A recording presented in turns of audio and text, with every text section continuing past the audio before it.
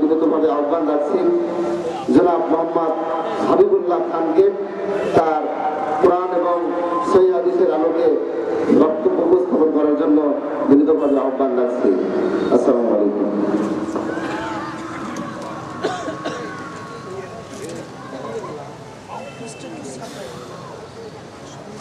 আপনার ওই যে ক্যামেরার যে স্ট্যান্ড আসসালামু আলাইকুম ওয়া রাহমাতুল্লাহি ওয়া বারাকাতুহু। আসসালামু আলাইকুম ওয়া রাহমাতুল্লাহি ওয়া বারাকাতুহু। ইন্নাল হামদালিল্লাহ আলহামদুলিল্লাহি নাহমাদুহু ওয়া নাস্তাঈনুহু ওয়া নাস্তাগফিরুহু। মান ইয়াহদিহিল্লাহু ফালা মুদিল্লা লাহু ومن يضلله فلا هادي له ونشهد أن لا إله إلا الله وحده لا شريك له ونشهد أن محمدا عبده ورسوله الذي أرسله بالحق بشيرا ونذيرا وداعيا إلى الله بإذنه وسراجا وقمرا منيرا أما بعد فإن خير الحديث كتاب الله وخير الهدي هدي محمد صلى الله عليه وسلم وشر الأمور محدثاتها وكل محدثة بدعة وكل بدعة ضلالة وكل ضلالة في النار. فأعوذ بالله من الشيطان الرجيم. كنتم خير أمة أخرجت للناس. الآيات. عن ثوبان رضي الله تعالى عنه قال قال رسول الله صلى الله عليه وسلم يوشك الأمم أن تدع عليكم كما تدع الأقلام إلى قصعتها.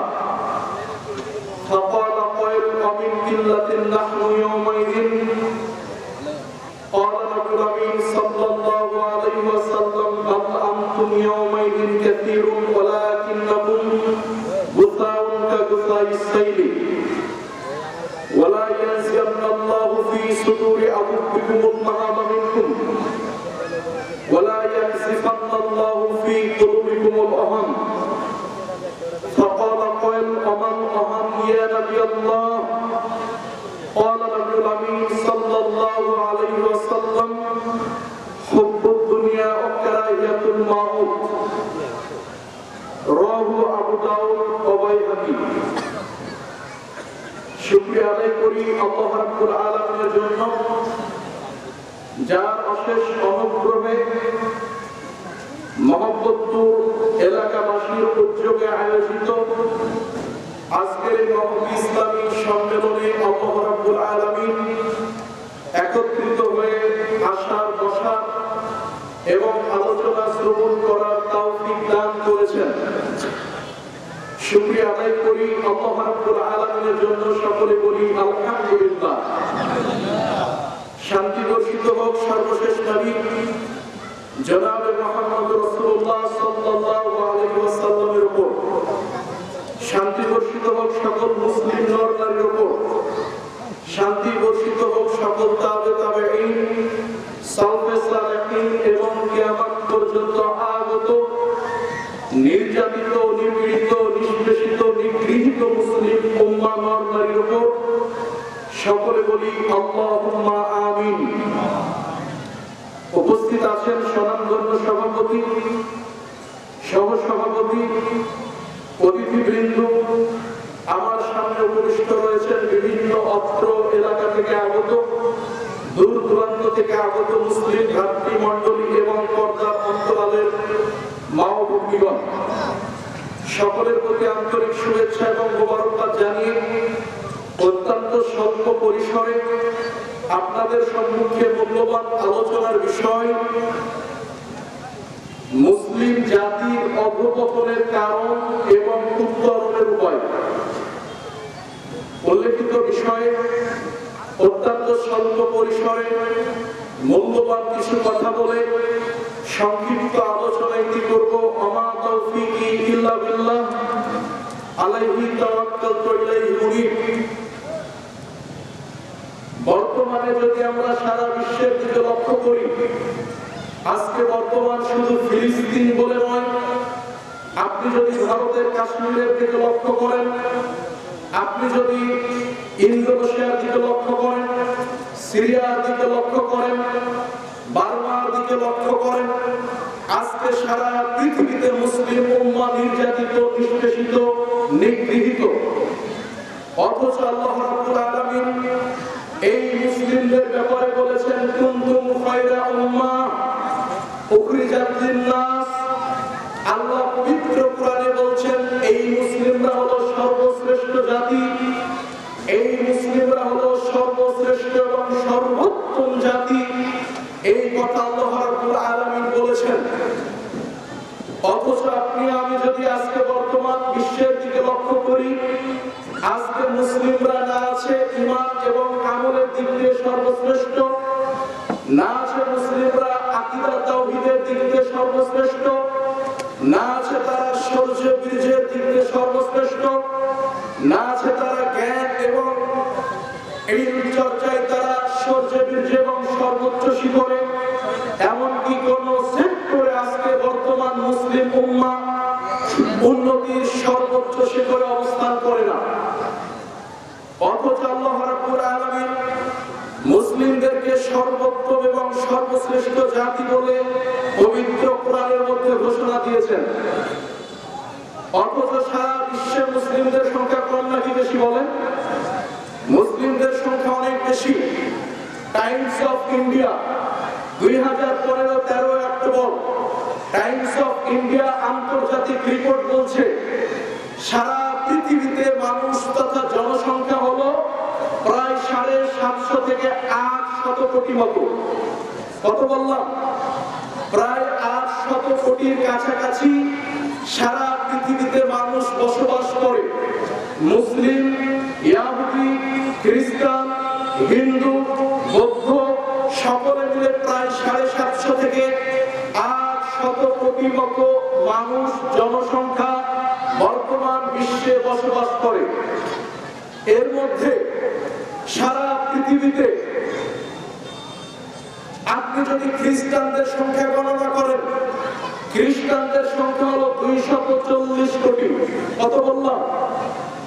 240 কোটি খ্রিস্টান বর্তমান বিশ্বে সারা পৃথিবীতে বসবাস করে।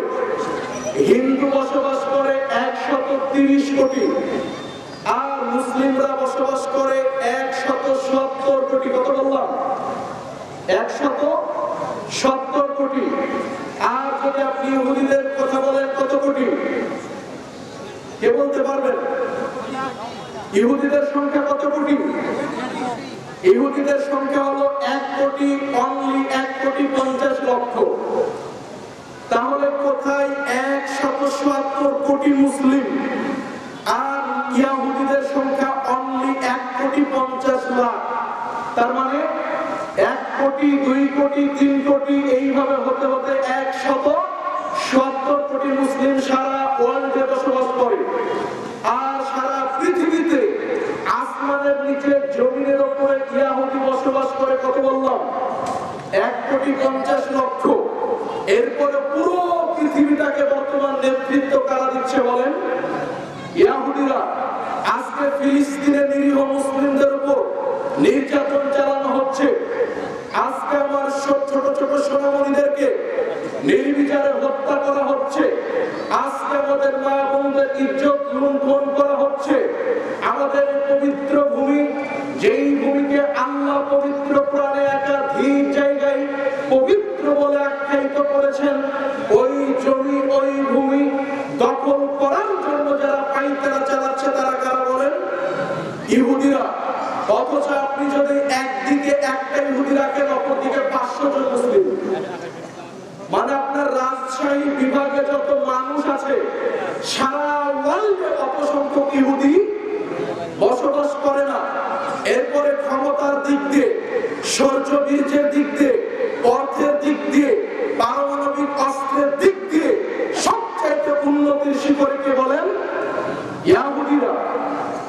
অথচ আজ থেকে বেশি দূরে নয়, ১৫০০ বছর আগে নবী সাল্লাল্লাহু আলাইহি ওয়াসাল্লাম যখন মদিনা জীবনে ছিলেন 10টি বছর, আল্লাহর নবীর ওই 10 বছরের সময়টা ছিল সারা পৃথিবীর মধ্যে ইসলাম বিজয়ী একটা শক্তি, ইসলাম পরাজিত ছিল না।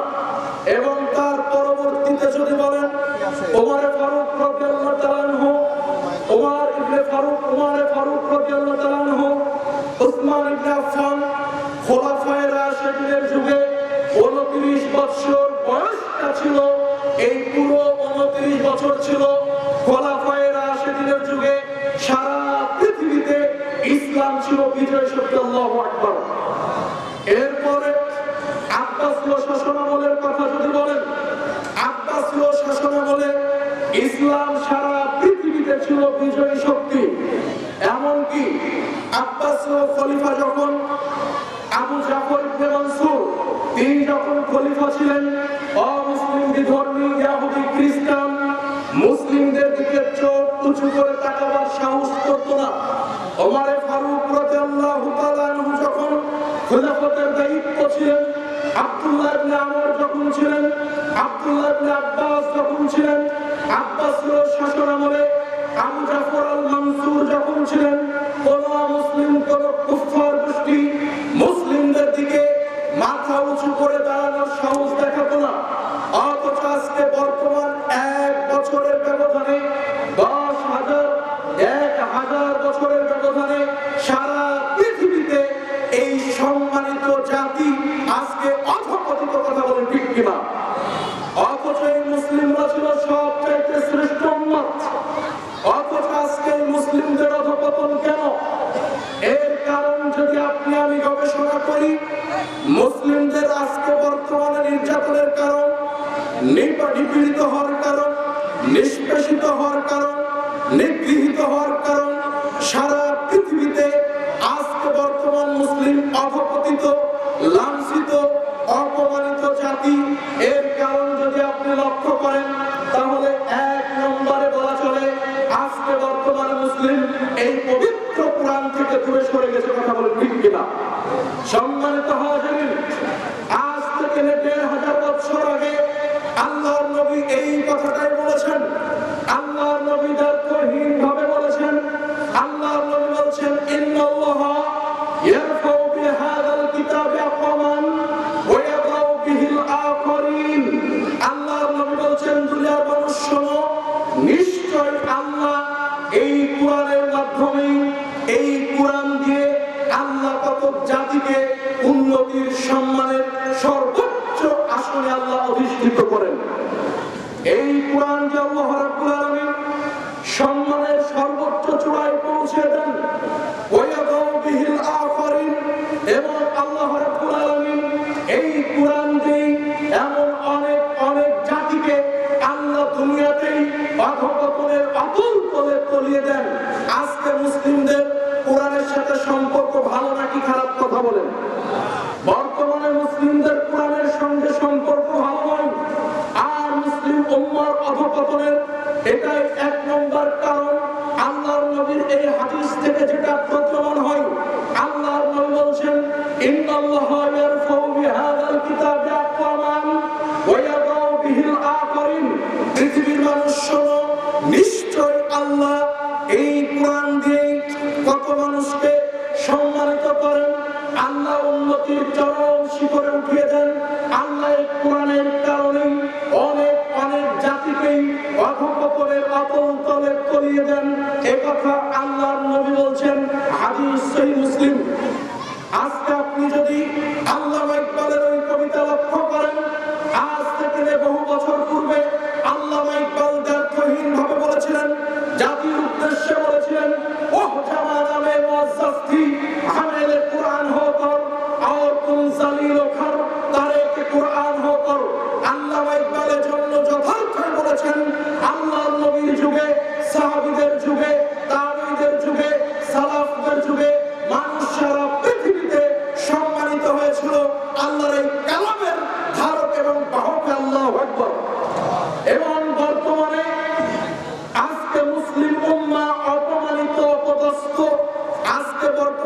মুসলিম উম্মাহ লাঞ্ছিত হচ্ছে আল্লাহর এই কালামকে ছেড়ে দেওয়ার কারণে। কে বলছেন? আল্লামা ইকবাল বলছেন, ও জামানা মে মুআজ্জাজ থি হামেল কুরআন হোকর।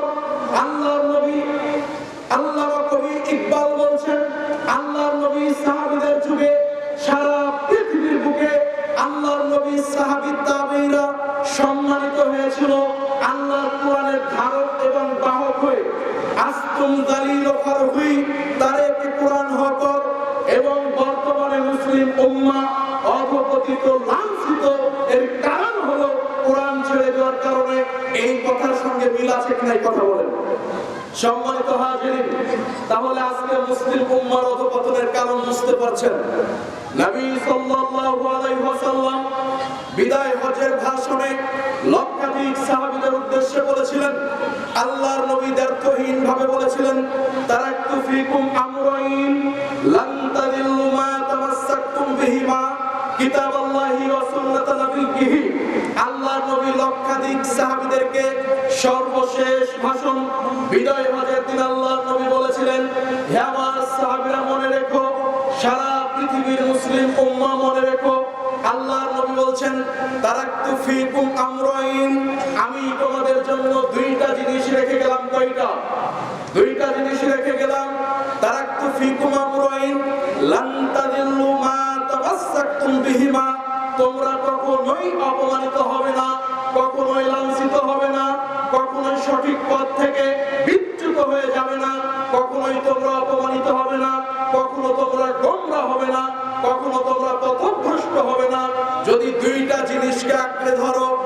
এক, আল্লাহর নবী বলছেন কিতাব আল্লাহ, আল্লাহর এই কালাম তথা আল্লাহর কিতাব, এই পবিত্র কোরআনকে যদি তোমরা আঁকড়ে ধরো, সারা পৃথিবীর বুকে তোমরা হবে সম্মানিত। আল্লাহু আকবার।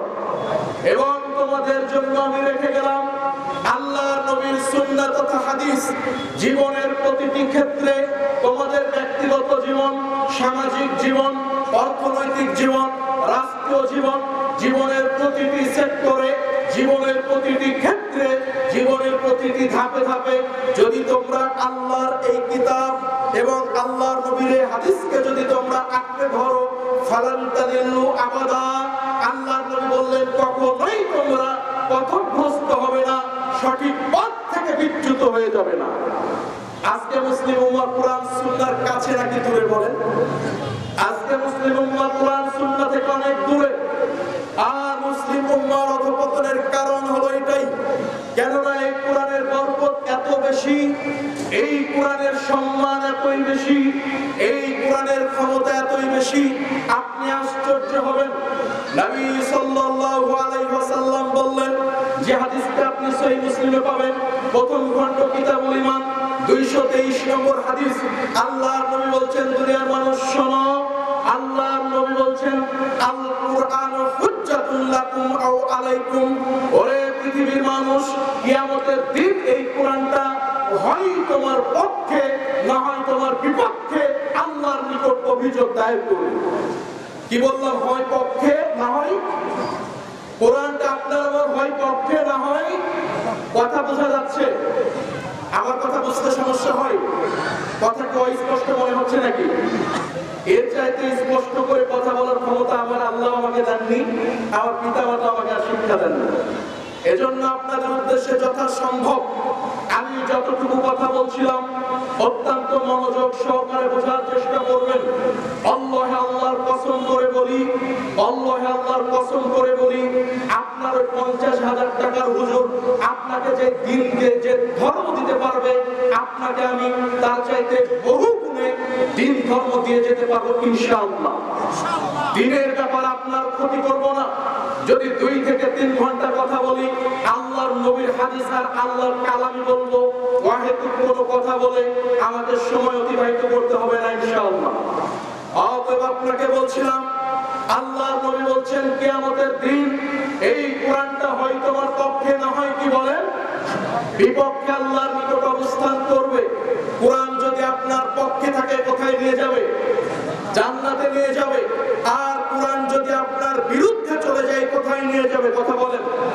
জাহান্নামে নিয়ে যাবে। দলিল আবু দাউদের হাদিস, আল্লাহর নবী বলছেন দুনিয়ার আল্লাহর নবী বলছেন আল কুরআন ওয়াস সিয়াম ইয়াশফাআন লিল আবদি ইয়াওমাল কিয়ামা। এই কুরআনটা এবং সিয়াম আল্লাহর নিকটে কিয়ামতের দিন আল্লাহর পক্ষে সুপারিশ করবে। এখানে একটা কুরআন নাই কেন? এখানে একটা কুরআন রাখা উচিত ছিল। আল্লাহর নবী বলছেন দুনিয়ার মানুষ শোনো, কিয়ামতের দিন এই কুরআন এবং সিয়াম আল্লাহর নিকটে তোমাদের নিকট সুপারিশ করবে। এই কুরআনটা আল্লাহকে বলবে আই রব্বি নিমানাতুহুন নাওমা বিল লাইলে, আল্লাহ আমি আপনার অমুক বান্দাকে রাত্রিবেলায় ঘুম থেকে দূরে রেখেছিলাম। আপনার অমুক বান্দা রাত্রি থেকে কোরআন তেলাওয়াত করত, এশার পরে কোরআন তেলাওয়াত করত, ফজরের আগে কোরআন তেলাওয়াত করত, সালাত পরে কোরআন তেলাওয়াত করত। আল্লাহ আপনি এই কোরআনের পাঠককে ক্ষমা করেন, আপনি একে মাফ করেন। ফাশাফিনি, আল্লাহ আজকে আপনি আমার এই শাফাত, আপনি আমার এই সুপারিশ কবুল করেন। আল্লাহর নবী বলছেন এই কোরআনের সুপারিশ কবুল করে যেই লোকটা কোরআন তেলাওয়াত করে, যেই লোকটা কোরআন শিক্ষা করে, এই কোরআনের পাঠককে বিচারের দিন আল্লাহ ক্ষমা করে দিবেন। তবে কোরআন আপনাকে কোথায় নিয়ে যাবে কথা বলেন? অবশ্যই আপনাকে আমাকে জান্নাতে নিয়ে যাবে। আর যদি এই কোরআনটা আপনার আমার বিরুদ্ধে চলে যায়, জান্নাত হবে নাকি জাহান্নাম? কথা বলেন। অবশ্যই কোরআনটা আপনার বিরুদ্ধে, আমার বিরুদ্ধে নালিশ করে জাহান্নামে নিয়ে যাবে। সম্মানিত হাজিরিন, এই জন্য আপনাকে অত্র বাক্য বোঝার জন্য আহ্বান করি। আজকে বর্তমান মুসলিম উম্মাহ এই কোরআন থেকে দূরে সরে যাওয়ার কারণে অপমানিত, অধপতিত, লাঞ্ছিত, এতে কোনো সন্দেহ নাই। আল্লাহর নবীর একাধিক হাদিস, আল্লাহর পবিত্র কোরআন থেকে আপনি যদি উপলব্ধি করেন, এই কোরআন ধরার কারণে আপনি সম্মানিত হবেন, এই কোরআন ছেড়ে দেওয়ার কারণে আপনি অপমানিত, লাঞ্ছিত হবেন। আমরা যদি কোরআন ছেড়ে দেই, আমরা যদি কোরআন তেলাওয়াত না করি, আমরা যদি আল্লাহর কালাম শিক্ষা না করি, তাহলে কোরআন আমাদের বিরুদ্ধে নালিশ করবে, কথা নয়, আল্লাহর নবীও আমাদের বিরুদ্ধে আল্লাহর নিকট অভিযোগ করবে। কথা বুঝলেন? আল্লাহর নবী যদি আপনার আমার বিরুদ্ধে আল্লাহর নিকট অভিযোগ করেন, বাঁচার পথ থাকবে? কথা বলেন। আল্লাহর নবী যদি দাঁড়িয়ে বলেন যে আল্লাহ এই বান্দা এই অপরাধ করেছে, এর বিরুদ্ধে আপনি, আমি, আল্লাহর নবী বলছে আল্লাহ এর বিরুদ্ধে আমি, তো ওই ব্যক্তির কি বাঁচার পথ আছে? কথা বলেন। বাঁচার পথ নাই। কেন? আল্লাহর নবী শাফাত করে আপনাকে আমাকে জান্নাতে নিয়ে যেতে পারে।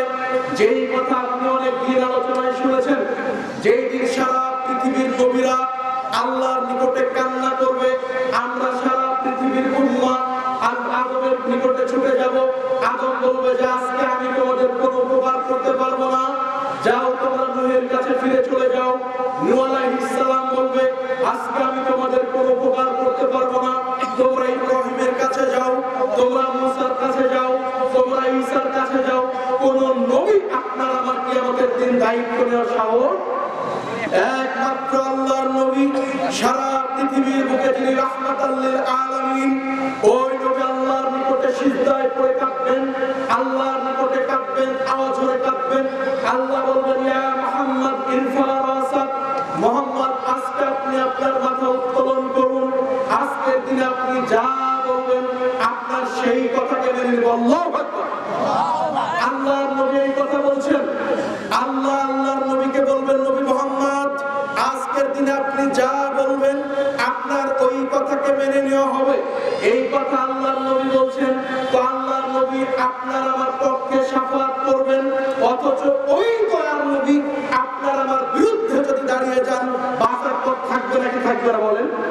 বাঁচার পথ থাকবে না। দলিল পবিত্র কোরআন সূরা ফুরকান সূরা নম্বর 25 আয়াত নম্বর 30 আল্লাহ বলছেন ওয়াকালার রাসূল, কিয়ামতের দিন রাসূল আল্লাহকে বলবে। কে বলবে? কে বলবে? কথা বলেন। আল্লাহর নবী আল্লাহকে বলবে। কাকে বলবে? আল্লাহকে বলবে। কি বলবে?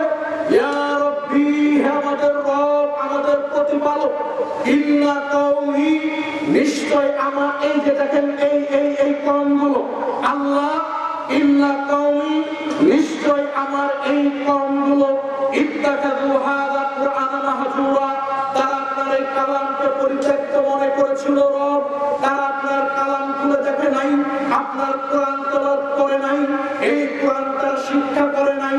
আল্লাহ রাব্বুল আলামিন বলছেন পরের আয়াতে, অত্র আয়াতে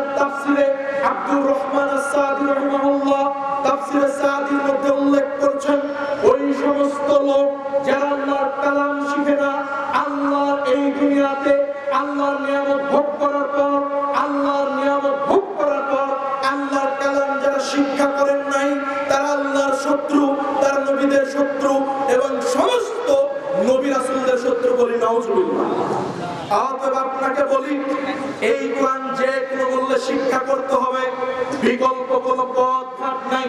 এজন্য আপনাকে একটা কথা বলি, আপনি বলছেন যে ভাই বয়স হয়ে গেছে, কোরআন শেখার সুযোগ নাই, বাঁচা যাবে? ভাই চাকরির দোহাই দিয়ে কোরআন শিক্ষা করি না, পড়াশোনার দোহাই দিয়ে কোরআন শিক্ষা করি না, লেখাপড়ার দোহাই দিয়ে কোরআন শিক্ষা করি না, বিভিন্ন কর্মব্যস্ততার কারণে কোরআন শিক্ষার প্রয়োজন মনে করি না।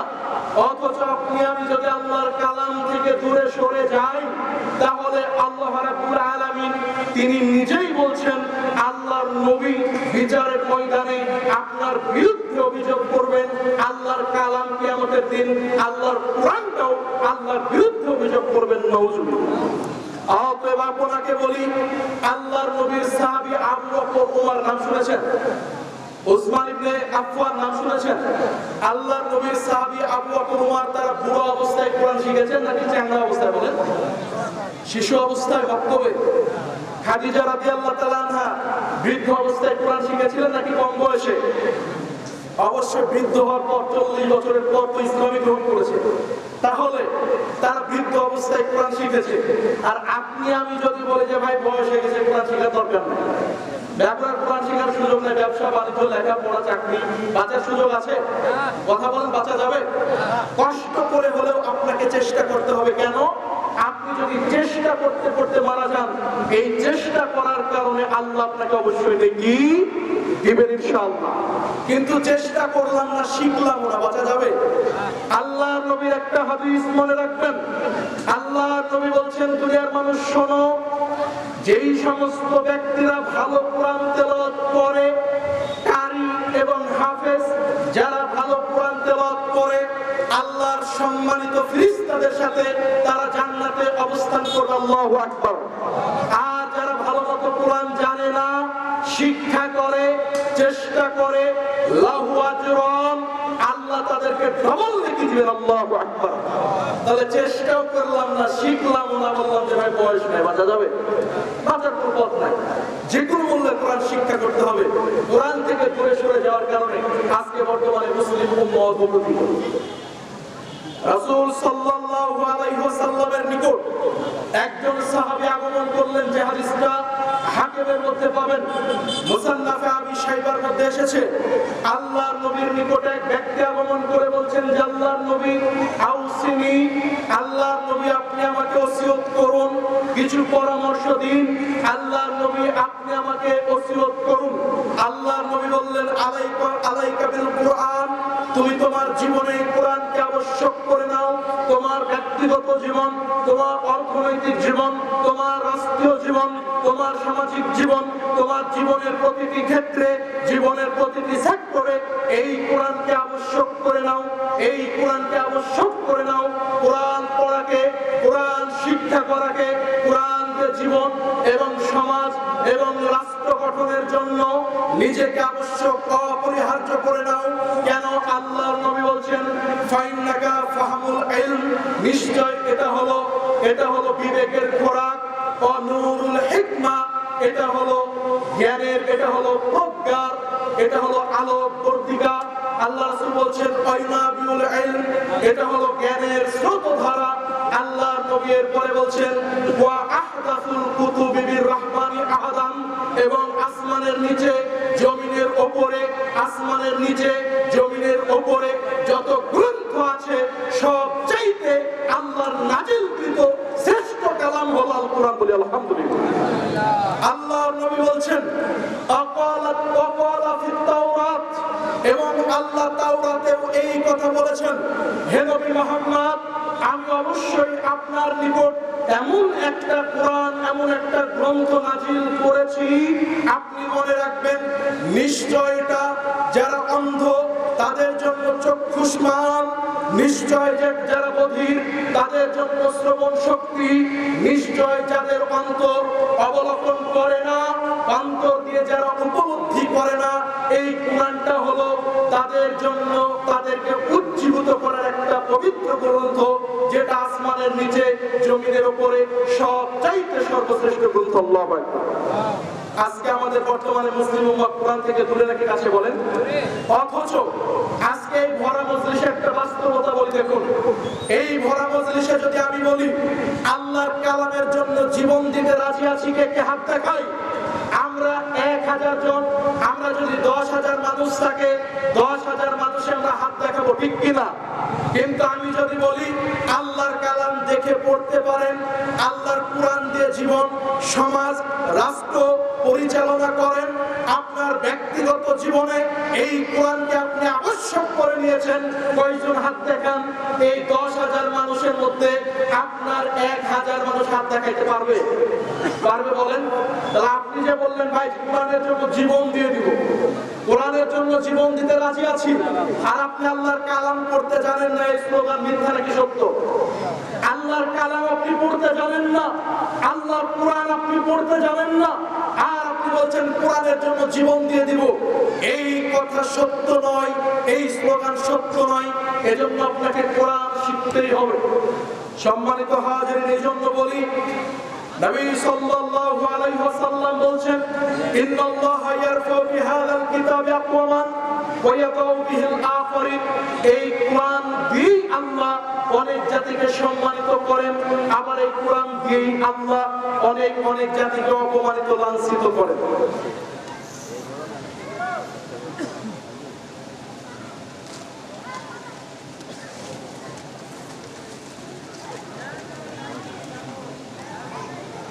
তাহলে বলছিলাম মুসলিম জাতির অধঃপতনের কারণ, 1 নম্বর কারণ কি বললাম বলেন?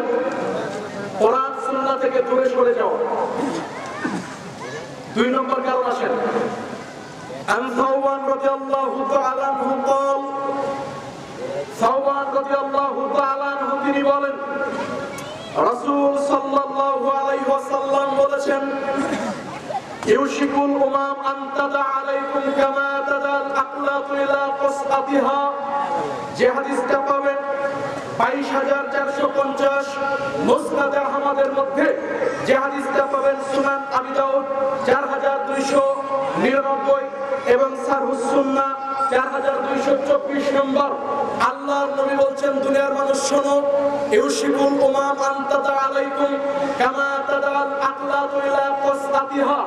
অচিরে একটা যুগ মানুষের মাঝে এসে যাবে, অচিরে একটা সময় মানুষের মাঝে এসে যাবে, যেই সমাজে সারা পৃথিবীর অমুসলিম কাফের বেঈমানরা, অমুসলিম কাফের বেঈমানরা, ইহুদি খ্রিস্টানরা মুসলিমদের বিরুদ্ধে ঐক্যবদ্ধ হবে।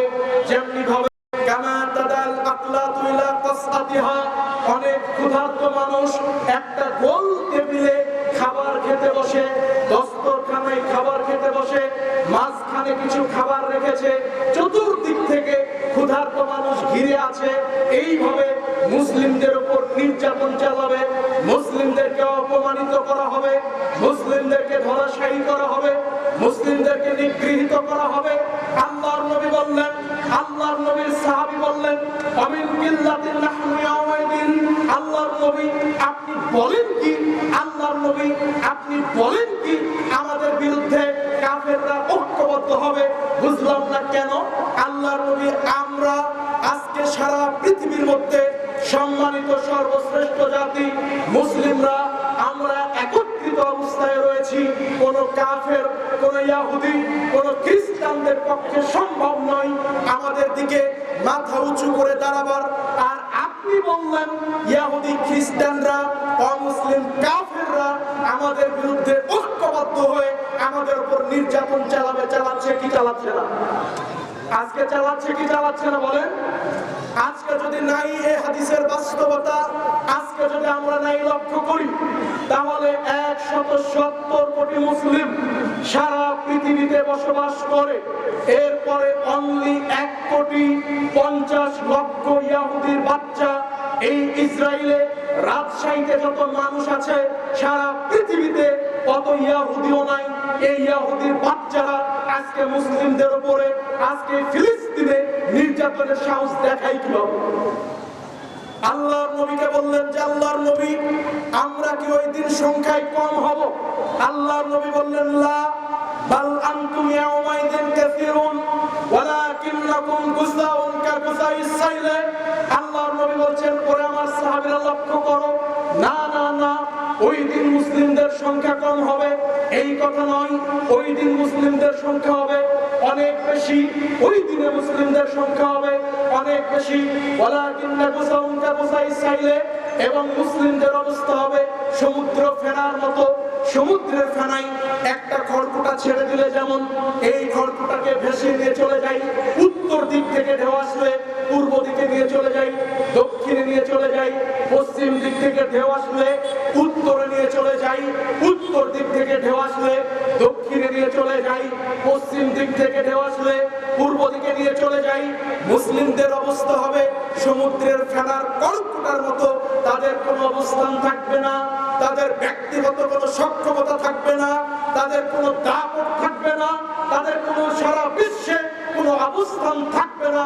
এই কথা যখন আল্লাহর নবী বললেন, আল্লাহর নবী আরো বলছেন, দুনিয়ার মানুষ শোনো, ওয়ালা ইয়ানজিআল্লাহু ফি সুদুরি আদুবিকুমুল মাহাবা মিনকুম, এবং তোমাদের অন্তরে শত্রুদের ভয় ঢুকিয়ে দিবেন।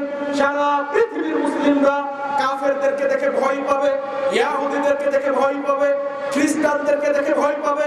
ওয়ালা ইয়ানজিআল্লাহু ফি সুদুরি আদুবিকুমুল মাহাবা মিনকুম ওয়ালা ইয়াকযিফান্নাল্লাহু ফি কুলুবিকুমুল ওহাম, এবং আল্লাহ তোমাদের অন্তরে ওহান ঢুকিয়ে দিবেন, আল্লাহ তোমাদের অন্তরে ওহান ঢুকিয়ে দিবেন। আল্লাহর নবীকে বলা হলো, আল্লাহর নবী আমার ওহান, আমাদের অন্তরে ওহান ঢুকে যাবে। বুঝলাম ওহানটা কি? আল্লাহর নবী বললেন, দুনিয়ার মানুষ শোনো, ওহান হলো হুব্বুদ দুনিয়া ওয়া কারাহিয়াতুল মাউত, দুনিয়ার প্রতি মোহ। মুসলিমরা দুনিয়া নিয়ে মত্ত হয়ে যাবে। আমার 5 তলা বিল্ডিং আছে, 6 তলা করতে হবে, একটা জমি আছে আরেক জায়গায় কিনতে হবে, 1 তলা বাড়ি আছে 2 তলা করতে হবে, এবং কারাহিয়াতুল মাউত, তারা মরণকে ভয় পাবে, জিহাদ ফি সাবিলিল্লাহকে তারা ভয় পাবে, আল্লাহর পথে জিহাদকে তারা ভয় পাবে, এবং তারা মরণকে ভয় পাবে। মৃত্যু পরবর্তী জীবনকে নিয়ে তারা পেরেশান করবে না, তারা মরণকে ভয় পাবে। আল্লাহর নবী বলেন। আজকে হাদিসের বাস্তবতা সমাজে আছে কি নাই বলেন? আজকে বর্তমান যদি লক্ষ্য করি, আজকে সারা পৃথিবীতে মুসলিমদের সংখ্যা এত বেশি হওয়ার পরেও আজকে বর্তমানে মুসলিমরা খড়কুটার মতো কি নাই বলেন? আজকে কোন হিন্দুর বাড়িতে কোরআন তেলাওয়াত বাজে কেউ বলতে পারবেন? টেলিভিশনে কোন হিন্দুর বাচ্চার বাড়িতে, কোন হিন্দুর বাড়িতে আপনার এই মুসলিমদের কোন ওয়াজ বাজে বলতে পারবেন? কোরআন তেলাওয়াত বাজে বলতে পারবেন? হজের দৃশ্যগুলো তারা চ্যানেলে চালু করে হয় বলতে পারবেন?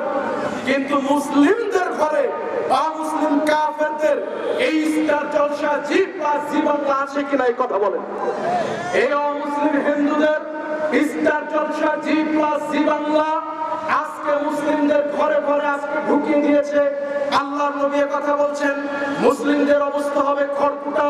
তার মানে কাফেররা যেই দিকে নিয়ে যাবে তারা ওই দিকেই যাবে, কাফেররা যেই দিকে তাদেরকে নিয়ে যাবে মুসলিমরা ওই দিকে অগ্রসর হবে। তাদের নিজস্ব গতি, তাদের ঈমান, তাদের আকীদা দিও মজবুত হবে না। কাফের বেঈমানরা যেইভাবে তাদের পরিচালনা করবে তারা ওইভাবেই পরিচালিত হবে, তাদের দেখানো পথ অনুযায়ী তারা চলবে। আজকে সমাজে বাস্তবতা আছে কি নাই? নইলে আজ থেকে আপনার বহু কত হাজার হাজার বর্গ কিলোমিটার দূরে আপনার ওই অমুসলিম ইহুদি খ্রিস্টান ওই নেইমার মেসির জার্সিকে আপনার ছেলে পড়তে পারত? ব্রাজিলের পতাকাকে আপনার বাড়ির ছাদে টাঙানো থাকে। মুসলিমরা যদি কাফেরদেরকে রেসপেক্ট নাই করবে, তো তারাবির সালাত চলাকালীন তারাবির সালাত না পড়ে, ফজরের সালাত না পড়ে আপনার মাঠের মধ্যে প্রজেক্টর লাগিয়ে ইহুদি খ্রিস্টানদের খেলা কেমনে দেখে? ইহুদি খ্রিস্টানদের খেলা কেমনে দেখে? সম্মানিত হাজিরিন, এটাই হলো মুসলিমদের পদপতনের একটা কারণ। মুসলিম অমুসলিমরা যেইভাবে তাদের পরিচালনা করবে তারা ওইভাবে পরিচালিত হবে, এই কথা আল্লাহর নবী বললেন। আল্লাহর নবী বললেন, মুসলিমদের নির্যাতিত নিষ্পেষিত হওয়ার কারণ হলো মুসলিম উম্মাহ, তারা নির্যাতিত নিষ্পেষিত হওয়ার কারণ হলো মুসলিম উম্মাহ, তারা অমুসলিম কাফের বেঈমানদের দেখানো পথ অনুযায়ী চলবে, এবং এই মুসলিম উম্মাহ তারা এতটাই নির্যাতিত নিপীড়িত হবে। এর পিছনে কারণ হলো আলহামদুলিল্লাহ আমাদের এমপি মহোদয় আলহামদুলিল্লাহ আগমন করেছেন, আমরা আলহামদুলিল্লাহ বলি।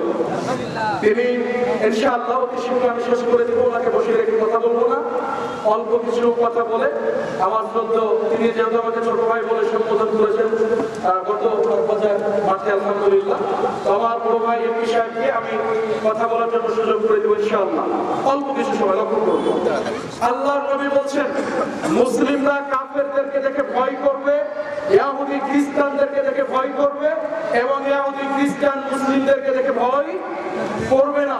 এবং আল্লাহর নবী বলছেন মুসলিমদের অন্তরে পাহাড় ঢুকে দিবে দুনিয়ার মোহ, দুনিয়ার ভালোবাসা, দুনিয়া নিয়ে মত্ত থাকবে এবং তারা মৃত্যুকে ভয় করবে। আজকের বাস্তবতা আছে কি নাই?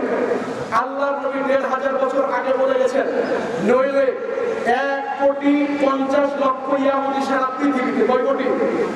১,৫০,০০,০০০ সারা ইহুদি পৃথিবীতে বসবাস করে, আর সারা পৃথিবীতে মুসলিমরা হলো ১৭৭ কোটি। এরপরেও মুসলিমরা ইহুদিদেরকে দেখে ভয় করছে কি করছে না? মুসলিমরা ইহুদিদেরকে দেখে ভয় করছে কি করছে না? অবশ্যই ভয় করছে। আর এটা মুসলিমদের অধঃপতনের অন্যতম কারণ। নইলে আজকে বর্তমান আমাদের এই পবিত্র ভূমি ফিলিস্তিন, সেই ফিলিস্তিনে আগ্রাসন চালানোর কোন ইহুদির বাচ্চা সাহস দেখাতো? কথা বলেন। ১৯০ কোটি ৭০ কোটি মুসলিম থাকার পরেও ১,৫০,০০,০০০ ইহুদির কাছে আজকে মুসলিমরা ভয়ে ভীত সন্ত্রস্ত। এর কারণ হলো আজকে মুসলিমরা দুনিয়া নিয়ে মত্ত রয়েছে। এই জন্য আপনাদের উদ্দেশ্যে বলি, এই ইহুদি আপনারা বলে সার্চ করবেন ১৯৪৫ খ্রিস্টাব্দের পূর্বে পৃথিবীর ইতিহাসে, পৃথিবীর মানচিত্রে ইসরায়েল বলে কোনো রাষ্ট্র ছিল না। কথা বলেন ঠিক কিনা? আপনি আজকেও সার্চ করেন ১৯৪৫ সালের পূর্বে পৃথিবীর ইতিহাসে, পৃথিবীর ম্যাপে এই ইসরায়েল বলে এই অপশক্তি পৃথিবীতে ছিল। এরপরে এদের ইতিহাসটা একটু সংক্ষিপ্ত সময় বলি। যখন তারা হিটলার যখন লক্ষ লক্ষ ইহুদিকে হত্যা করতে আরম্ভ করলো, এই ইহুদি যখন তাদেরকে হত্যা করতে আরম্ভ করলো, হিটলারের হত্যা থেকে বাঁচার জন্য তারা ফিলিস্তিনে আশ্রয় নেয়।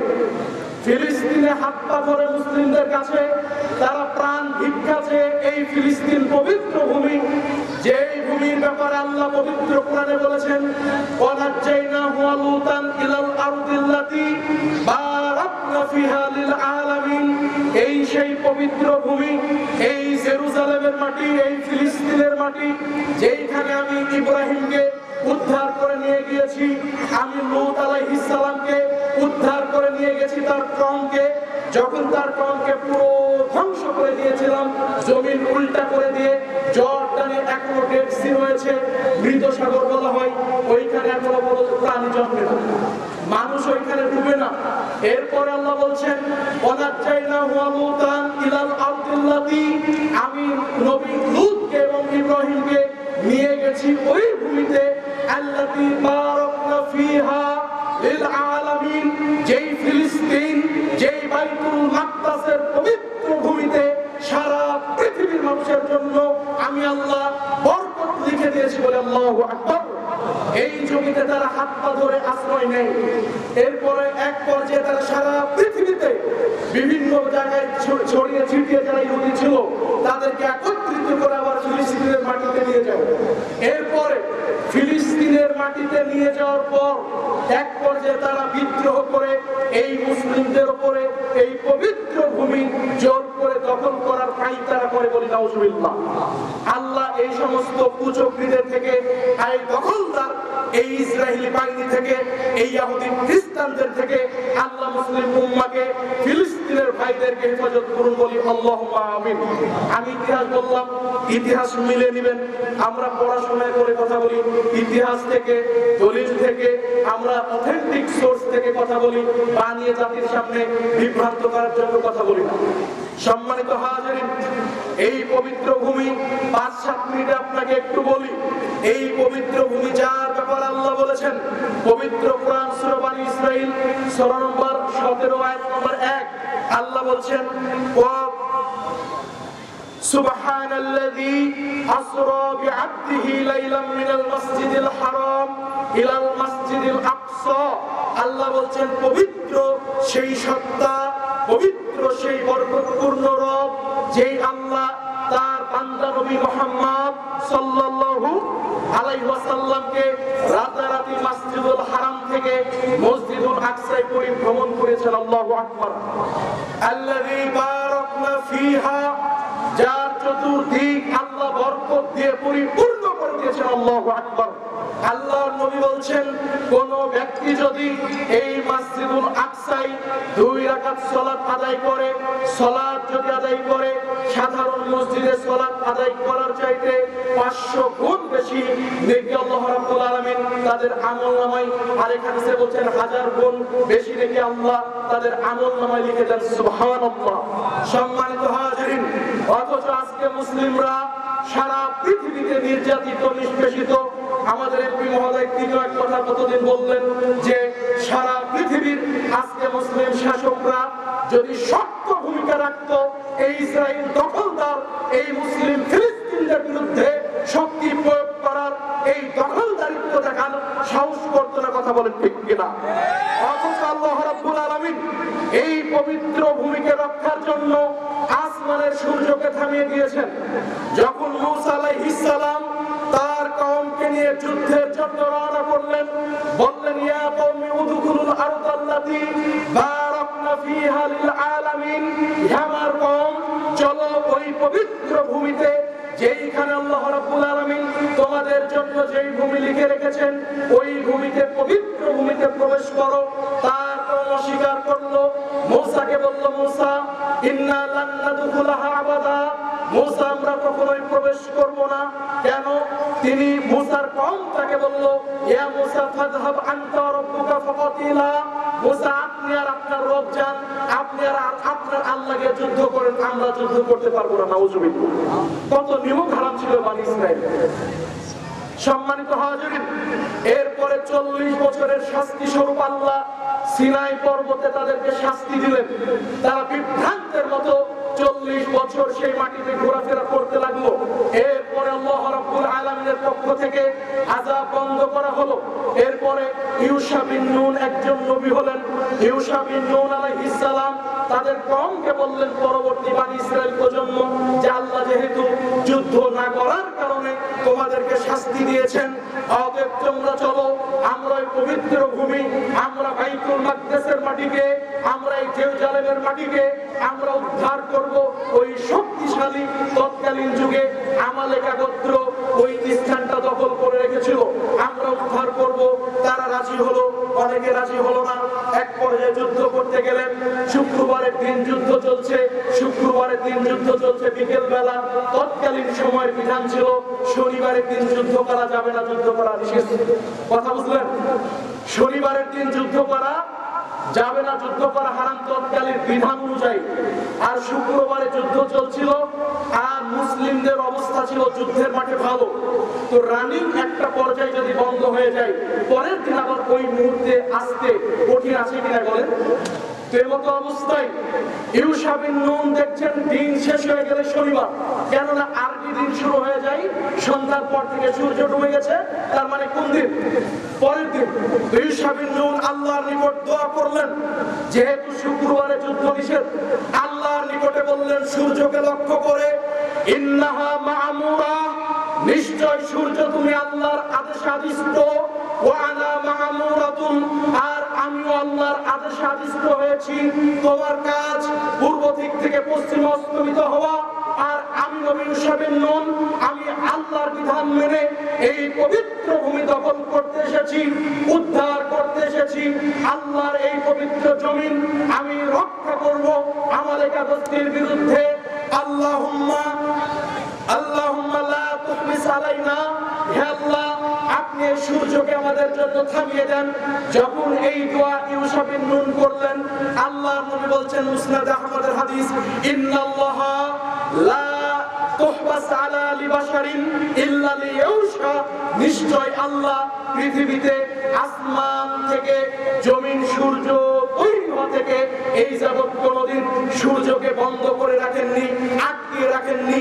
ইল্লা লিউসা, যেদিন এই নবী ইউসা আল্লাহর সাহায্যে এই পবিত্র ভূমি বাইতুল মাকদেস দখল করার জন্য, উদ্ধার করার জন্য যুদ্ধে রত হয়েছিলেন।